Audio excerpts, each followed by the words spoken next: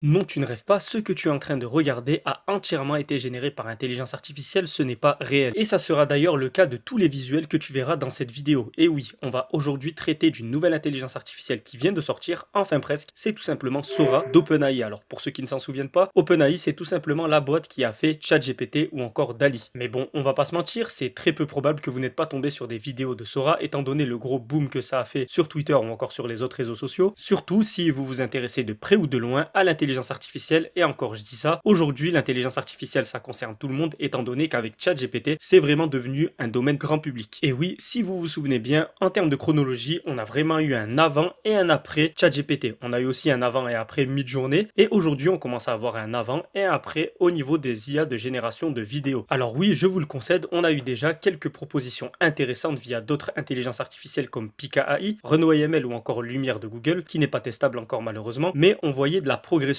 au niveau de ces intelligences artificielles. Sauf que honnêtement, quand on voit le résultat de Sora aujourd'hui, on se dit que Sora est vraiment à des années-lumière de la concurrence. Et sérieusement, hein, pour avoir fait une vidéo assez récente sur Lumière, on se demande réellement si Google n'a pas du retard par rapport à OpenAI au niveau de la génération de vidéos, étant donné qu'on regarde déjà les résultats qui sont testables de Sora qui sont déjà très bons, alors que Google avec Lumière, c'est même pas encore testable, c'est pas encore sorti, et les démos qu'on a eues, c'est moins bien que Sora qui est déjà testable et qui sort déjà d'excellents résultats. Vous l'aurez compris, dans cette nouvelle vidéo, on va parler de Sora. Mais on va essayer de parler de Sora différemment des autres vidéos que vous pouvez trouver sur le sujet. Donc dans un premier temps, on va essayer de comprendre si Sora est réellement une nouvelle intelligence artificielle révolutionnaire, que ça soit du côté du grand public ou encore du côté technique. Mais dans un premier temps, Sora c'est quoi? Eh bien Sora c'est tout simplement la nouvelle intelligence artificielle, ou plutôt le nouveau modèle d'intelligence artificielle proposé par OpenAI, la boîte derrière ChatGPT ou encore DALL-E. Mais pour comprendre Sora c'est quoi et en quoi Sora est meilleur que les autres IA de génération de vidéos, il faut déjà comprendre qu'est-ce que c'est les IA de génération de vidéos. Et pour ça, le plus simple c'est de repartir à la base. Et la base, c'est tout simplement, déjà, c'est quoi une vidéo? Alors une vidéo, c'est très simple, c'est tout simplement une succession d'images. Et donc avec ça, vous arrivez à comprendre assez facilement qu'avec toute la progression des IA de génération d'images qu'on a eu récemment, la suite logique, c'est tout simplement d'avoir des IA de génération de vidéos. Et donc pour vous faire simple, on est passé tout simplement de DALL-E, Midjourney ou encore Stable Diffusion à Pika AI, Renault ML ou encore Lumière. Grosso modo, on est passé des IA de génération d'images aux IA de génération de vidéos. Seule petite problématique, les IA de génération de vidéos n'étaient vraiment pas performantes avant l'arrivée de Sora. Maintenant, il faut se poser la question, pourquoi est-ce qu'elle n'était pas assez performante et pourquoi est-ce que Sora l'est contrairement à elle? Pour ce faire, c'est très simple, il faut tout simplement retourner sur les IA de génération d'images. Il faut comparer les bonnes et les mauvaises et se demander pourquoi est-ce que par exemple Midjourney est la meilleure IA de génération d'images. Et ça, rappelez-vous, j'en avais parlé dans une vidéo précédente dans laquelle j'expliquais comment fonctionnaient les IA de génération d'images et quelles étaient les meilleures et pourquoi est-ce qu'elles étaient les meilleures. Et sans grande surprise, Midjourney se trouvait en tête de liste. Pourquoi? Eh bien tout simplement parce que Midjourney a deux gros avantages. Le premier, c'est tout simplement l'entraînement et l'énorme quantité de données sur lesquelles s'est entraîné le modèle d'intelligence artificielle de Midjourney. Alors là, on est vraiment sur quelque chose d'énorme, c'est ce qui a permis à Midjourney de développer des patterns et donc de reproduire au mieux les meilleures formes, les meilleurs dessins et surtout comprendre comment est-ce qu'on place les filtres, etc. pour arriver au meilleur résultat. Et le deuxième, c'est que contrairement à ses concurrents, Midjourney n'est pas qu'une IA de génération d'images, c'est aussi une IA NLP. Une IA NLP, c'est quoi? Souvenez-vous, c'est tout simplement Natural Language Processing. Donc en gros, c'est les intelligences artificielles qui traitent du langage naturel. Donc elles vont reproduire, ou plutôt tenter de déchiffrer et ensuite de vous ressortir un résultat au niveau du texte, de l'audio ou encore de tout ce qui traite du langage naturel de l'être humain, ça veut dire parler, etc.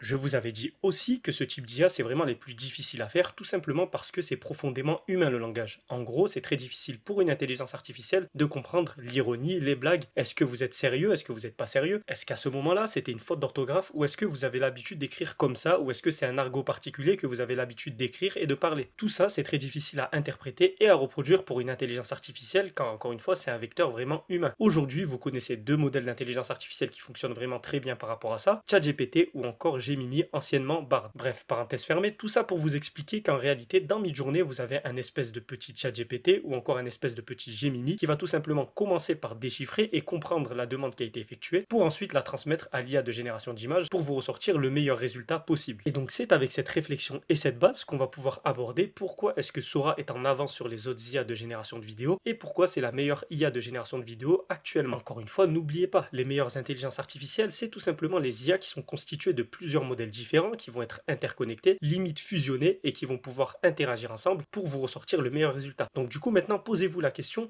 Est-ce que finalement Sora, ça serait pas ça? Une espèce d'intelligence artificielle mutante dans laquelle on aurait fusionné dans une boîte noire l'intelligence artificielle ou plutôt le modèle d'IA de ChatGPT et de DALL-E. On y aurait aussi bricolé et rajouté quelques éléments d'algorithmie pour pouvoir faire en sorte que l'IA fusionne au final toutes les frames de sortie, donc toutes les images pour en faire une vidéo cohérente. Et c'est ce qui nous donne des vidéos de plus de 3 à 5 secondes parce qu'en réalité, c'est là où Sora est vraiment plus fort que la concurrence, c'est tout simplement de proposer des vraies vidéos en sortie, pas des pseudo-vidéos de 3 à 5 secondes qui sont en réalité des images générées par des IA de génération d'images et dans lequel on aurait tout simplement ajouté un système de filtrage pour plus ou moins animer l'image et mettre un système de plan. Je parle bien évidemment de Pika AI ou encore Renault AML et je ne parle même pas des autres IA de génération d'images qui sont vraiment moins bien que ces deux-là. Mais attention, c'est un constat, je ne critique pas. Je suis le premier encore aujourd'hui à trouver sympa Renault AML ou encore Pika AI, mais il faut dire ce qui est, c'est pas suffisant en termes de génération de vidéos. Maintenant, il faut comprendre pourquoi est-ce que c'est pas suffisant. Eh bien, tout simplement parce que les résultats qui sont proposés par Renault AML ou encore Pika AI, encore une fois, c'est des images en 2D dans lesquelles on va appliquer un filtre pour faire un semblant de génération de vidéo. Le problème, c'est qu'en réalité, une vidéo, pour qu'elle soit bien générée, il faudrait qu'elle soit générée totalement en 3D. Mais pour arriver à un tel résultat, c'est pas une simple IA de génération de vidéo qu'il faudrait faire, ça serait tout simplement une IA qui générerait des scènes totalement en 3D avec des éléments eux aussi totalement en 3D. Une fois les plans et les éléments en 3D créés, on ajouterait un espèce de nouveau modèle d'intelligence artificielle qui comprend suffisamment les codes cinématographiques pour pouvoir tout simplement prendre les bons plans avec une caméra qui va se balader et prendre suffisamment de plans pour au final les cutter et ressortir un résultat intéressant. On ajouterait un espèce de système de filtrage avec un autre modèle qui lui tout simplement animerait tous les éléments en 3D pour finaliser le tout et proposer un rendu cohérent. Enfin bref, tout ça pour vous dire qu'en réalité, une vraie intelligence artificielle de génération de vidéos, ça serait tout simplement une IA de génération d'Unreal Engine ou encore d'Unity dans lequel on va greffer une caméra. Et vous comprenez bien que pour arriver à un tel résultat, ça coûte énormément de ressources et par conséquent, c'est quasiment impossible à réaliser. Mais attention, j'ai dit quasiment.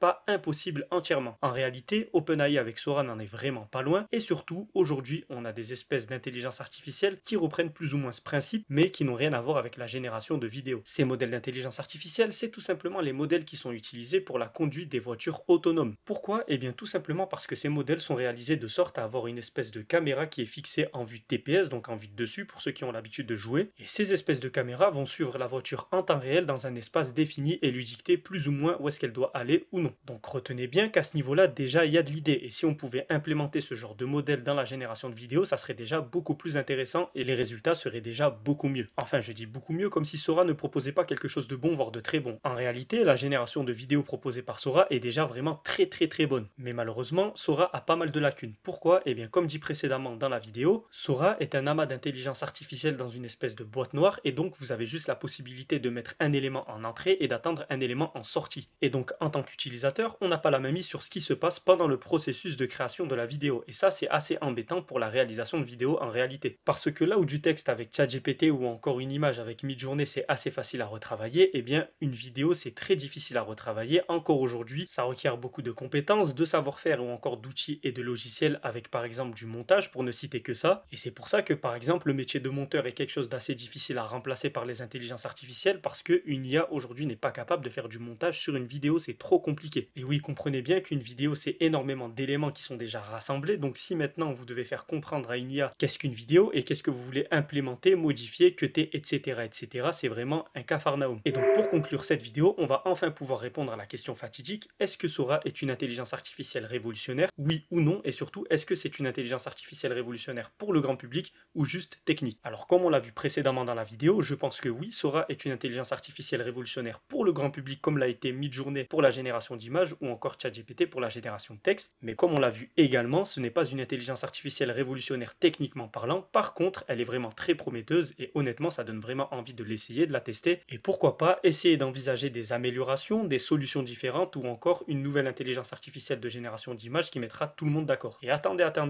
Avant de partir, il faut savoir que cette vidéo, je l'ai faite un peu en collaboration avec un autre youtubeur qui s'appelle Thibaut Neveu et qui a vraiment un très gros bagage technique et un très gros niveau en intelligence artificielle. Il a également fait une vidéo complète sur Sora et il explique techniquement plus en profondeur tout ce que je vous ai expliqué dans la vidéo. Donc n'hésitez pas à aller regarder sa vidéo, je vous mettrai le lien dans la description. Et surtout n'oubliez pas que ça soit pour lui comme pour moi, pour plus de vidéos sur l'IA, fais comme les 2 pouces, like et abonne-toi. Ah oui, et dernier petit plus, pour ceux qui ont regardé ma vidéo sur le Wave 3 d'Elgato, et bien tout simplement cette vidéo elle a été entièrement enregistrée avec le Wave 3. Donc n'hésitez pas à me dire en commentaire ce que vous avez pensé de l'audio de cette vidéo.